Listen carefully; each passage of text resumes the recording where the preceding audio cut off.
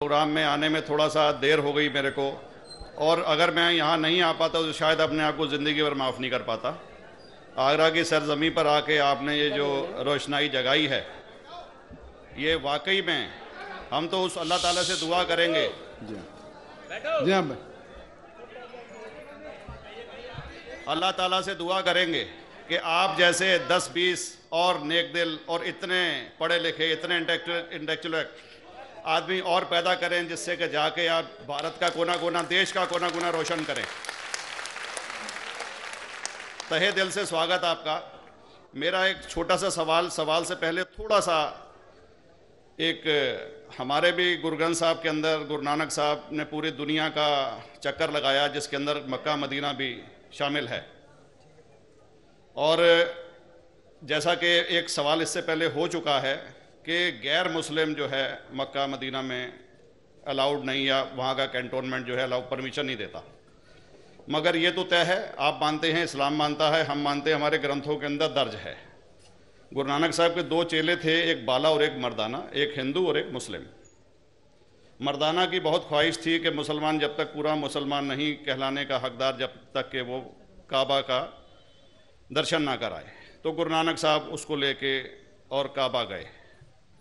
हमारे ग्रंथ के अंदर जो दर्ज है कि जब वो वहाँ पहुँचे, उन दिनों बहुत लंबा ये किस्सा है, 1 साल लगता था, और वो रूट सारा उसका वर्णन है।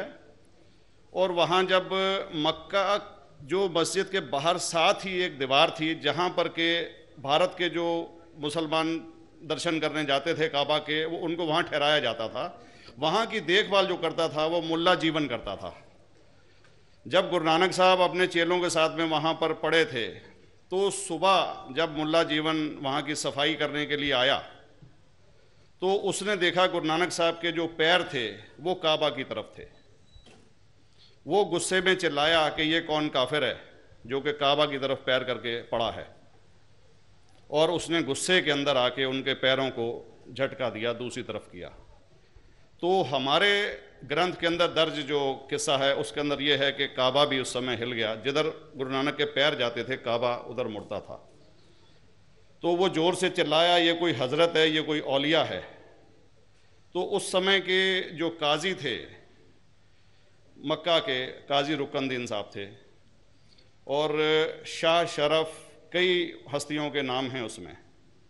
तो मैं ये जानना चाहता हूँ कि ये वर्जन को आप मतलब एग्री करते हैं, और करते हैं तो इसका हमारे मुस्लिम ग्रंथों के अंदर किस तरीके से उल्लेख है, ये कृपया बता। भाई साहब ने एक सवाल पूछा अपने गुरु ग्रंथ साहिब के मुतालिक, और अल्हम्दुलिल्लाह मैं भी गुरु ग्रंथ साहिब पढ़ चुका हूँ। और जिस तरीके से, क्योंकि वक्त मुख्तसर सा होने की वजह से मुझे वक्त नहीं मिला कि गुरु ग्रंथ को भी कोट करूँ। आपका सवाल का जवाब देने के पहले मैं आपसे ज़्यादा चाहूँगा कि इवन गुरु ग्रंथ की किताब पढ़ेंगे आप, ग्रंथ जिसे अधिग्रंथ कहते हैं, और कोई सिख से पूछेंगे कि खुदा का तसव्वुर क्या है, सबसे बेहतरीन जवाब कोई सिख दे सकेगा, वो आपको कोट करेंगे जापूजी, जो गुरु ग्रंथ साहिब अधिग्रंथ के सबसे पहले चैप्टर है, सबसे पहला श्लोक, जिसके कहते हैं जापूजी। इसके मानी है कि God is true, he is only one, he is not begotten and is free from fear and want.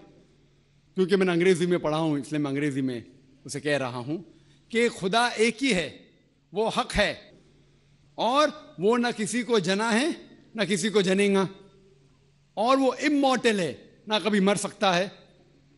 और इसको सिखिज्म में जो खुदा को कहते हैं Omkara, in manifest form he is Omkara, and unmanifest form he is एक ओमकारा। और कई इसके एट्रीब्यूट्स है, मिसाल के तौर पे परवरदिगार, अकल, और उसे रहीम कहा गया है, Wahe Guru as one God कहा गया है, और it is strictly against idol worship and avatarvada. भाई साहब का सवाल था कि उनने ग्रंथ में पढ़ा कि गुरु नानक साहब मक्का के, और उनका पैर काबा की तरफ था, और कोई मौलवी ने पैर को हिलाए और काबा हिल गया।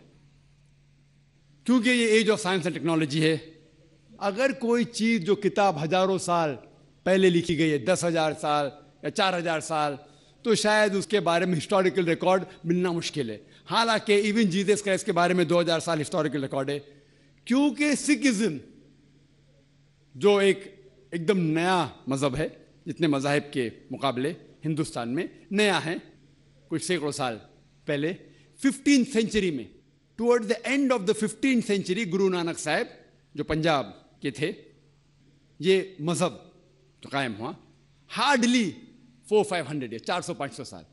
और अगर ये मान लो, सपोज मिसाल के तौर पे मान लो, मैं क्यों कह रहा हूं कि मैं नहीं चाहता हूं किसी को बुरा लगे, मान लो ये सच है, मान लो अगर 400-500 साल पहले अगर ये होता था कि काबा इधर से उधर हिल जाता था, तो हिस्टोरिकल रिकॉर्ड में बिल्कुल लिखा होता था। और कई हिस्टोरिकल रिकॉर्ड में ये नहीं कि काबा हिला इधर उधर, कई हिस्टोरिकल रिकॉर्ड आप देखेंगे। हिस्ट्री इतनी अल्हम्दुलिल्लाह 800-900 साल पहले, 1000 साल पहले जो मुगल ने किए, बिल्कुल लिखा हुआ हिस्टोरिकल रिकॉर्ड में।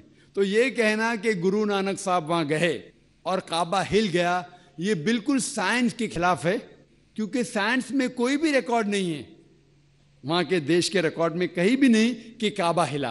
तो इसलिए हम कहते हैं कि हो सकता है ये गलती से किसने लिखा होगा, न कई किस्से कहानी। ये मैं तस्लीम करता हूं कि गुरु ग्रंथ साहिब में कई चीजें सही है, हक की बात है, लेकिन ये तस्लीम करना कि काबा हिल गया, ये बिल्कुल साइंस के भी खिलाफ है, साइंस के खिलाफ है। और इस्लाम में भी ये नहीं है। लेकिन ये कहना कि कोई गैर मुस्लिम जा सकता है, मुमकिन है चुपके से कोई गया तो हो सकता है, वो भी जवाब